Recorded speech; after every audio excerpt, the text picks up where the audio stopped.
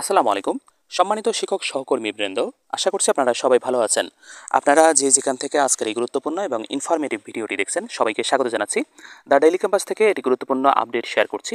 এখানে শিক্ষা উপদেষ্টা বলেছেন, সব শিক্ষকই বদলির সুযোগ পাবেন। 4 ডিসেম্বর 2024 তারিখে মাননীয় শিক্ষা উপদেষ্টা ডেইলি ক্যাম্পাসের সাথে আলাপকালে একথা বলেছেন। আসুন আমরা জেনে নেই এই নিউজে কী কী আছে। এখানে বলছে, বেসরকারি শিক্ষা প্রতিষ্ঠানে কর্মরত ইন্ডেক্সধারী সব শিক্ষকই বদলির সুযোগ পাবেন বলে জানিয়েছেন শিক্ষা উপদেষ্টা ডক্টর ওয়াহিদ উদ্দিন মাহমুদ। আজ বুধবার বিকেলে দ্য ডেইলি ক্যাম্পাসের সঙ্গে আলাপকালে একথা জানান তিনি। শিক্ষা উপদেষ্টা বলেন, বেসরকারি শিক্ষকদের শূন্য পদের বিপরীতে সার্বজনীন বদলি নিয়ে কাজ করছি। আজ বাংলাদেশ প্রকৌশল বিশ্ববিদ্যালয় বুয়েটের বিশেষজ্ঞদের সঙ্গে আলোচনা করেছি।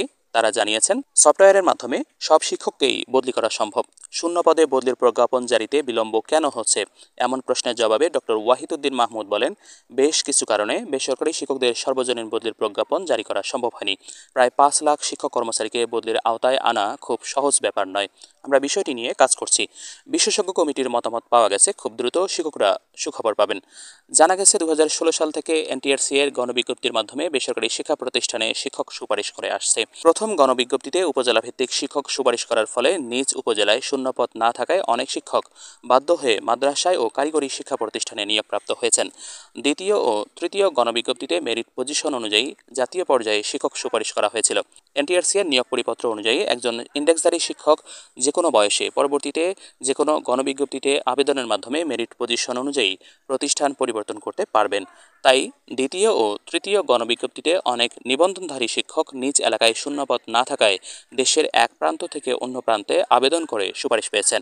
তবে পরবর্তী সময়ে এনটিআরসি কর্তৃপক্ষ নিয়োগ পরিপত্র 2015 এর 7 নম্বর অনুচ্ছেদ সাময়িক স্থগিত করার কারণে চতুর্থ ও পঞ্চম গণবিজ্ঞপ্তিতে ইন্ডেক্সধারী শিক্ষকদের বদলির আবেদনের সুযোগ বন্ধ হয়ে যায়। ফলে ইন্ডেক্সধারী শিক্ষকরা সমস্যায় পড়েছেন। এ অবস্থায় দ্রুত শূন্য পদে বদলির প্রজ্ঞাপন জারির দাবি জানিয়েছেন তারা।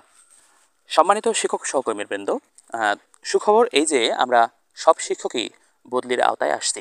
এর আগে বিভিন্ন সময়ে শিক্ষা মন্ত্রণালয়ের আমলারা মূলত আমাদেরকে দ্বিধাদ্বন্দ্বে ফেলেছিলেন।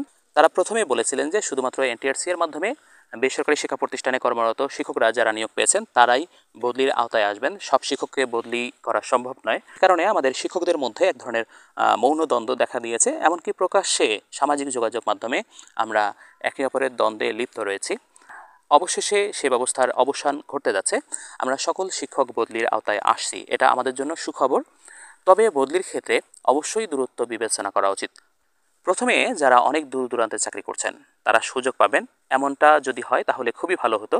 কারণ যারা নিজ বিভাগের বাইরে আছেন তাদেরকে প্রথম সুযোগ দেওয়া উচিত। তবে অবশ্যই এখানে সিনিয়রিটি মেনটেন করতে হবে। যেমন একই প্রতিষ্ঠানে আবেদন করেছেন, যারা আবেদন করেছেন সবাই সমদূরত্বে অবস্থান করছেন, সেক্ষেত্রে অবশ্যই সিনিয়রিটি দেখতে হবে। যিনি আগে নিয়োগ পেয়েছেন সেক্ষেত্রে তিনি আগে সুযোগ পাবেন ওই প্রতিষ্ঠানে শিক্ষক হিসেবে জয়েন করার। এমনটা যদি করা হয় তাহলে অবশ্যই খুবই ভালো হবে। কারণ যে সকল শিক্ষক অনেক দূর দূরান্তে অবস্থান করছেন তারা প্রথমে সুযোগ পাবেন বাড়ির কাছে আসার। এতে করে আমাদের শিক্ষকদের মধ্যে যে হতাশা কাজ করছে তারা অন্তত সুখে শান্তিতে এই স্বল্প বেতনে চাকরি করতে পারবেন। তবে কবে নাগাদ এই বদলির প্রজ্ঞাপন হতে পারে এমন কোনো নির্দেশনা শিক্ষা উপদেষ্টা দেননি। শূন্য পদে বদলির জন্য শিক্ষকরা আবার সংগঠিত হচ্ছে। ডিসেম্বরের 18 তারিখের পরে একটা আন্দোলন হতে পারে। হয়তোবা এই আভাস পেয়ে শিক্ষা উপদেষ্টা এই ধরনের কোনো নিউজ দিতে পারেন। যদি শিক্ষকদের আশ্বস্ত করার জন্য এরকম নিউজ দিয়ে থাকেন তাহলে শিক্ষা উপদেষ্টা হয়তোবা ভুল করবেন। কারণ শিক্ষকদের সাথে যারাই তামাশা করবে বা যারাই টালবাহানা করবে সে জাতি কখনো উন্নতি করতে পারবে না। যার উজ্জ্বল দৃষ্টান্ত আমাদের বাংলাদেশ। আমাদের বাংলাদেশের বেতন কাঠামো পৃথিবীর সর্বনিম্ন, এমনকি আমাদের দক্ষিণ এশিয়ায় একেবারে তলানিতে অবস্থান করছে। এক্ষেত্রে তার মধ্যে বেসরকারি শিক্ষা প্রতিষ্ঠানে কর্মরত শিক্ষক কর্মচারীদের বেতন সবার নিচে। একজন তৃতীয় শ্রেণীর কর্মচারীরও অনেক নিচে বেতন পান এমপিএভুক্ত শিক্ষকরা। তাই আমরা চাই অতি দ্রুত এই অচল অবস্থার অবসান হোক, বদলি পাক, সুখে শান্তিতে তারা নিজ বাড়ির কাছের প্রতিষ্ঠানে চাকরি করুক এবং সুস্থ মস্তিষ্কে শিক্ষাদানে মনোযোগী হোক শিক্ষকরা। সম্মানিত শিক্ষক সহকর্মীবৃন্দ, আজকের এই গুরুত্বপূর্ণ এবং ইনফরমেটিভ ভিডিওটি এ পর্যন্তই। যদি ভিডিওটি ভালো লাগে তাহলে অবশ্যই ভিডিওটিতে প্রথমে লাইক দিয়ে চ্যানেলটি সাবস্ক্রাইব করবেন এবং ভিডিওটি অন্যদের মাঝে শেয়ার করবেন। আমরা আমাদের এই চ্যানেলে নিয়মিত শিক্ষক ও শিক্ষাবান্ধব নিউজগুলো প্রতিদিনই আপলোড করছি। তাই সেই আপডেটগুলো মিস করতে না চাইলে পাশের বেল বাটনটি অন করে দিন, যাতে পরবর্তী ভিডিও আপলোড দেওয়ার সাথে সাথে তার নোটিফিকেশন সবার আগে পেয়ে যান। ধন্যবাদ, ভালো থাকবেন, সুস্থ থাকবেন। দেখা হবে পরবর্তী ভিডিওতে। আল্লাহ হাফেজ।